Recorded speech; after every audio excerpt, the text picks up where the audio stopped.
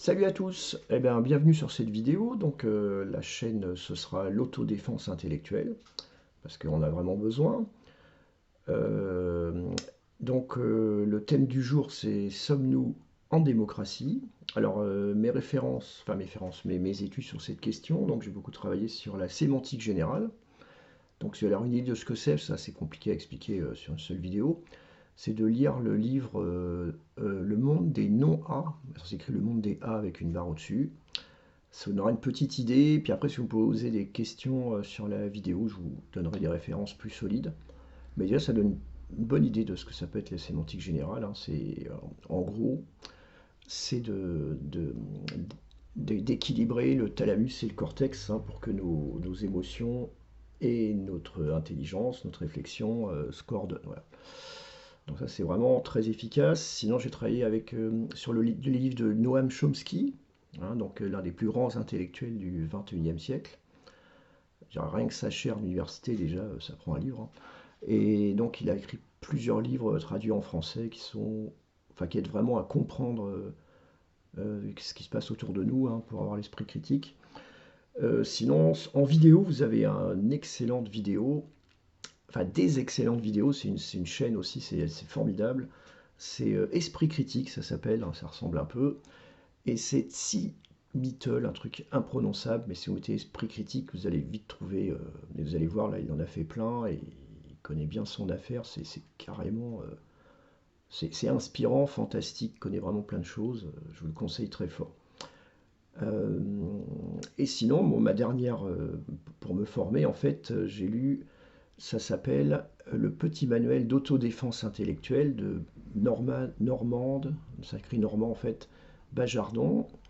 Voilà, c'est un livre fantastique aussi, hein, qui explique vraiment dans tous les détails comment on le prend un peu pour des cons, quoi, quand même.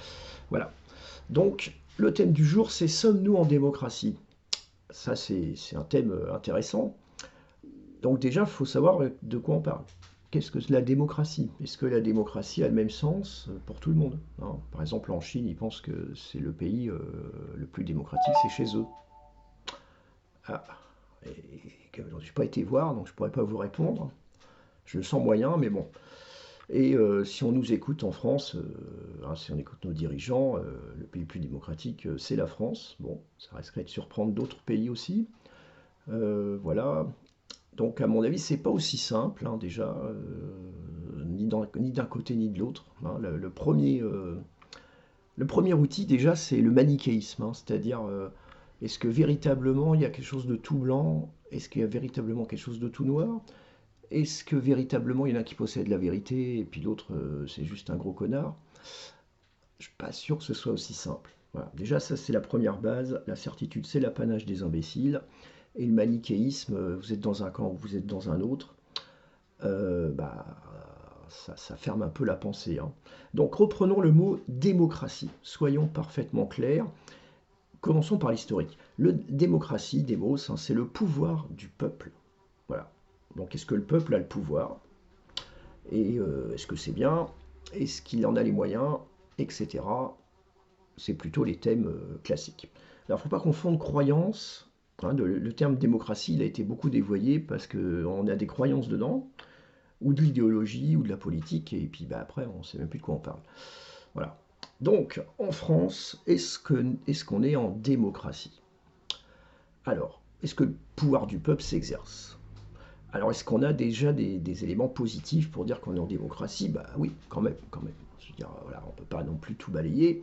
Il y a des élections, donc on peut élire notre prochain maltraitant, peut-être un des sujets qu'on va reparler bientôt, mais je ne suis pas sûr qu'on puisse vraiment choisir. Il y a quand même des freins très importants dans ce domaine.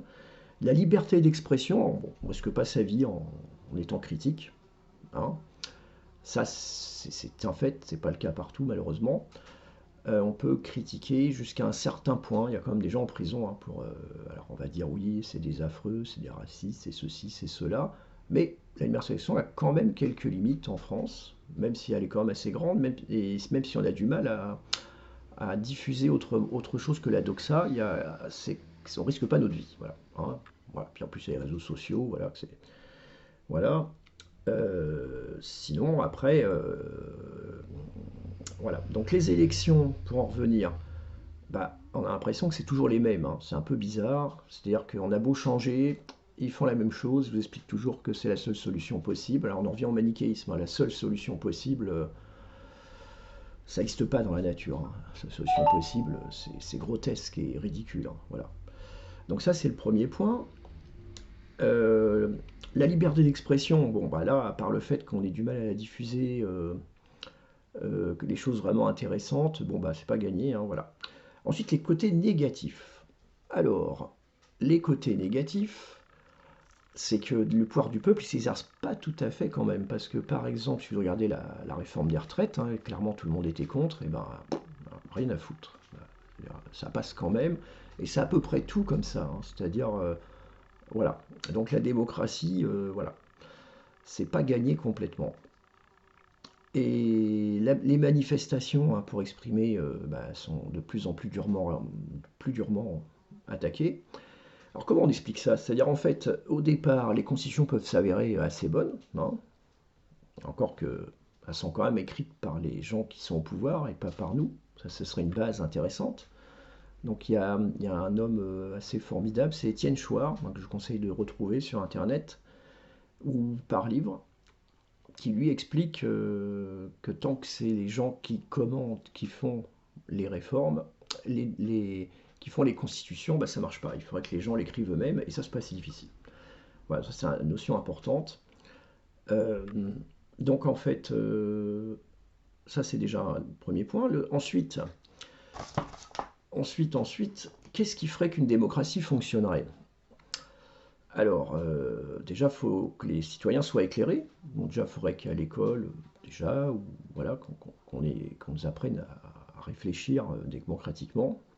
C'est pas gagné. Il faudrait que la presse nous invite à réfléchir. C'est c'est pas gagné, hein. Ils travaillent surtout sur l'émotion, sur le politiquement correct, hein, dont on stigmatise ceux qui pensent pas comme nous, hein, extrême droite, extrême gauche, complotiste. Tout ça, c'est des mots qui écrasent la pensée, hein. C'est-à-dire là, on réfléchit pas. Voilà, hein, surtout. Et donc, qu'est-ce qui ferait qu'on serait plus démocratique en gardant notre système, si tant soit peu qu'il ne faut pas le changer? Bah déjà, le RIC, c'est pas mal, hein, le référendum d'initiative populaire, c'est-à-dire qu'on puisse écrire notre loi, et s'il y a assez de citoyens, eh ben, il y a un référendum. Voilà. Ça, c'est une solution qui mettrait beaucoup plus de démocratie. Voilà, des vrais débats aussi, hein. On invite des gens au hasard, par exemple, pour discuter d'un sujet dans les grandes écoutes. Voilà, et qu'on arrête de prendre des spécialistes qui disent la même chose, en fait, seulement pourquoi ils se réunissent. Sinon, dans les solutions pour plus de démocratie, eh ben, par exemple, le tirage au sort. Pourquoi pas? C'est-à-dire avoir des assemblées où les gens sont tirés au sort. Et donc ils se prendraient moins pour Dieu déjà. Alors ça a été expérimenté dans l'histoire, hein. Il y a la démocratie grecque, enfin démocratie, oui c'est la base même de la démocratie, c'est-à-dire à Athènes, hein, qui a fonctionné 300 ans, même si c'est voilà, c'est pas idyllique, hein, je veux dire, aucune démocratie sera idyllique de toute façon. Euh, dans le tirage au sort, et puis que nos dirigeants ils rendent des comptes, parce que là ils sont absolument irresponsables, c'est-à-dire ils piquent dans la caisse, enfin s'ils le font, hein, de toute façon j'abuse pas tous les dirigeants de piquer dans la caisse, si ils sont plus pour l'intérêt de certains, etc., il n'y a aucun problème en fait. Il suffit de regarder les procès en cours, hein. Ça va durer 15 ans pour les rares qui sont attrapés. C'est grotesque et ridicule. Mais pour ça, il faudrait que les citoyens aient accès, enfin que la loi ce soit citoyenne, pas les mêmes, hein. Voilà. Donc il y a du boulot pour ça. Voilà, voilà.